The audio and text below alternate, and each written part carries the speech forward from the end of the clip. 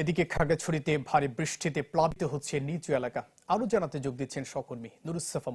মানিক।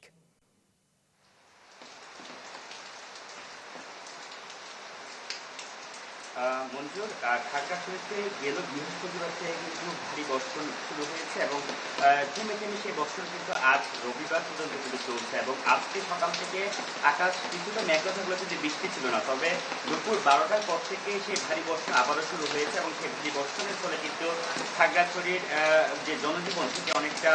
থমকে গেছে বলা চলে। এবং আমরা দেখেছি যে গত রাত থেকে যে বৃষ্টিপাত ছিল, ভারী বৃষ্টিপাত, সেই বৃষ্টিপাতের কারণে কিন্তু খাগড়াছড়ির জেলা সদর, দিঘিনালা, গুইমেলা সহ বিভিন্ন উপজেলায় আমরা পাহাড় ধসে মাটি পড়ার খবরাখবর পেয়েছি এবং দিঘিনালার সাথে যে রাঙ্গামাটির লংগুলি সড়ক রয়েছে সেই লংগুলি সড়কের ইয়ারংছড়ি নামক একটি এলাকায় পাহাড় ধসে পড়ে গাছ সহ যে সড়কে পড়ে গেছে, সেই কারণে কিন্তু সড়কে যান চলাচল বন্ধ রয়েছে এবং এর পাশাপাশি দিঘিনালার যে মাইনি নদী রয়েছে সেই মাইনি নদীর পানি বেড়ে গিয়ে সড়কে কিন্তু অনেক জায়গায় জলাবদ্ধতা তৈরি হয়েছে এবং এর পাশাপাশি অনেক নিম্নাঞ্চল কিন্তু প্লাবিত হয়েছে বলে আমরা খবর পাচ্ছি। এবং এর পাশাপাশি যে খাগড়াছড়ির যেসব প্রধান নদী রয়েছে, আমি যদি বিশেষ করে বলি চেঙ্গি এবং মাইনি, সেই চেঙ্গি এবং মাইনি নদীর পানি বাড়ার পর থেকে কিন্তু যেসব ছড়া খাল রয়েছে সেই সব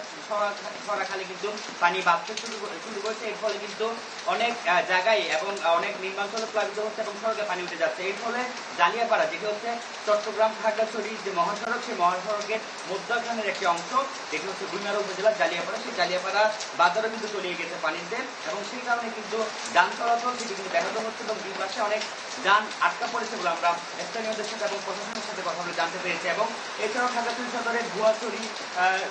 গোবগাছড়ি সহ বিভিন্ন এলাকায় পাহাড়ে মাটি ঝরে পড়ে